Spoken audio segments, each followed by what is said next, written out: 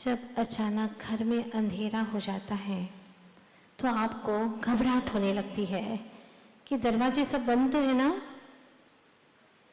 तिजोरी में लॉक तो कर दिया है ना, सब व्यवस्थित है ना। देखो जल्दी से बाहर के दरवाजे बंद करके आओ। जैसे अंधेरा घिरता है आपको घबराहट होना प्रारंभ हो जाती है। आप तो बहुत बड़े हैं, छोटे छोटे बच्चों को भी घबराहट होती है, रोने लग जाते हैं। अंधेरा होते ही वो रोते हैं, चिल्लाते हैं। उनको भी इतना भान है और उन्हें बाहर का अंधेरा सहन नहीं होता। पूछना चाहती हूँ आप लोगों से, थोड़ी सी देर बाहर का अंधेरा आपको असह्य हो जाता है तो भीतर में घटाटोप मिथ्यात्व का घना अंधकार अनादिकाल से ही चेतनात्मन तेरे असंख्यात प्रदेशों में घोर अंधकार छाया हुआ है।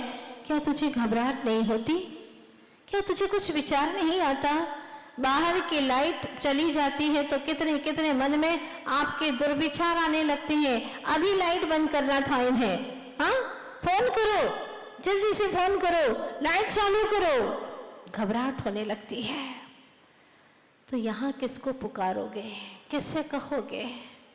तुम स्वयं ही तो मालिक हो, यहाँ और किसी का तो प्रवेश ही नहीं है, सिर्फ एकमात्र तुम्हारा ही प्रवेश है।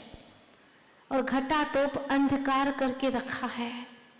कौन करेगा उजाला यहाँ पर? खुद ही करेंगे। अंतर्दृष्टि की और सम्यक्त्व का उजाला हुआ, भेद ज्ञान हुआ कि सम्यक ज्ञान का बल्ब जला। तत्व ज्ञान होते ही, स्व पर का भान होते ही भीतर का ज्ञान रूपी प्रकाश प्राप्त हो जाता है। लेकिन इसको पाने में अनंत काल बीत गए। आखिर क्यों? क्योंकि हम आलसी हैं, प्रमादी हैं, बाहर के उजालों में ही तृप्त हो गए हैं, बाहर के वैभव में ही तृप्त हो गए हैं, भीतर के उजाले का कोई भान नहीं है। हर बार सोचते हैं इस बार पुरुषार्थ करेंगे, लेकिन सोच कितनी जरा सी जघन्य है। एक बार कहीं 24 घंटे में उठ गई ये सोच विचार की धारा और फिर खत्म हो जाती है। फिर दुनिया के उसी चकाचौंध में मन मस्त हो जाता है। ऐसा क्यों होता है? जब हम ही अपने निज घर में अंधेरा किए हुए हैं तो और कौन प्रकाश करेगा?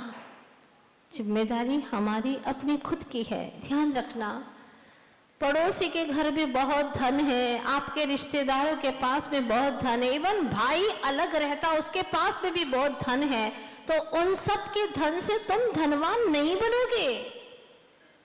पड़ोसी के धन से तुम धनवान नहीं कहलाओगे।